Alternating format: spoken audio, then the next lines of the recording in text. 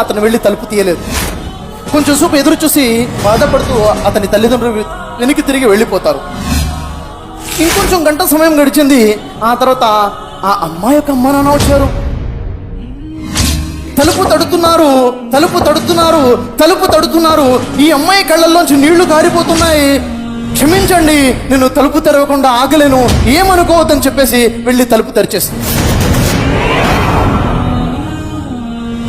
ఆ రోజు అలా జరిగిపోయింది. కొన్ని రోజులు, 1 సంవత్సరం గడిచింది. ఒక బాబు పుట్టాడు. అది చూసి ఆమె భర్త చాలా సంతోషంగా పార్టీ చేస్తాడు. ఇంకొక 2 సంవత్సరాలు గడిచాయి. అమ్మాయి పుట్టింది. ఈసారి చాలా గ్రాండ్ పార్టీ చేస్తాడు. పిలవనటువంటి స్నేహితులందరినీ పిలిచేస్తాడు. ఆమెకు అర్థమవట్లేదు, ఏమండి ఇంతకుముందు బాబు పుట్టినప్పుడు ఇంత గ్రాండ్ పార్టీ చేయలేదు, ఇప్పుడు ఎందుకని ఇంత సంతోషం నాకు అర్థం అవ్వట్లేదు అంటే, నా కోసం భవిష్యత్తులో తలుపు తెరిచి నా కూతురు పుట్టింది అని చెప్తాడు.